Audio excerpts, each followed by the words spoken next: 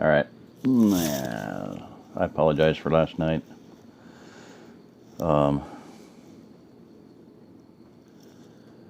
I was not feeling great, and someone asked, "Good God, are you healing or dying?" Well, I was a lot closer to dying than I was healing, obviously. That's why I did what I did, but oh well. Anyway, I'm going to go ahead and reread those. So, because eventually someday somebody's going to hit the playlist and, oh my gosh, they're not going to want to hear that. So, anyway, yeah, redneck prepper. Are you healing or dying? I can't hardly hear you. Well, I forgot the headset, so that really makes a big difference. And when I did realize it, I should have just right then stopped it and, redone it. So, whatever. All right. Dead Tide, Part 2. John's fatalistic mood had settled deeply upon him again as they finished up with the meeting. There were 6 other sectors that touched on his, and he'd met all but one of the deputies assigned to them, the last having not attended the meeting. He'd also met and spoke at least a few words with everyone else in the room, so he'd at least know their faces. By mutual agreement, everyone in the room agreed that CB Channel 9 would serve as the Area 911 channel for people to call for help on regardless of their sector, and Channel 11 would serve as the Inter-Sector Deputies channel. He left the meeting with as many questions unanswered as resolved, and suspected he'd get few of them dealt with if he called the sheriff. In other words, they're basically on their own, which is what he told them. He said, "Gentlemen, you're on your own." So,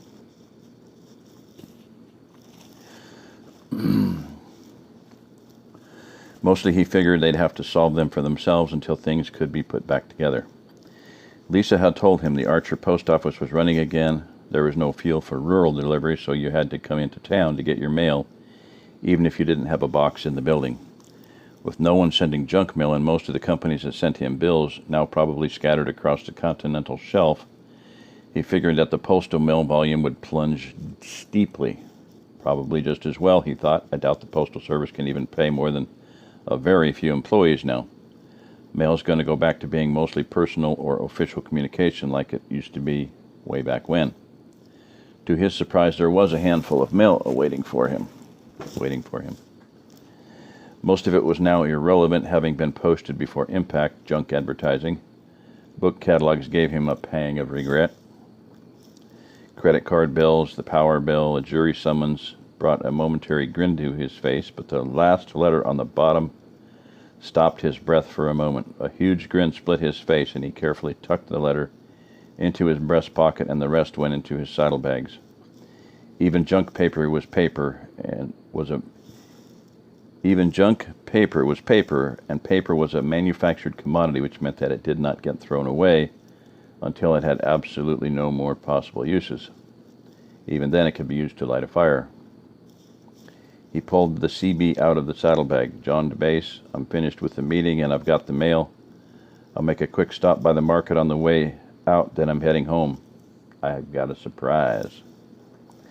A moment passed and the radio crackled. "Base to Daddy, I read you. What's your ETA? What's the surprise?" A moment passed and the radio crackled. "Base to Daddy." Oh, okay. A smile crossed his face again. "John DeBase. ETA of approximately an hour and 15 minutes. If I told you, it wouldn't be a surprise, now would it?"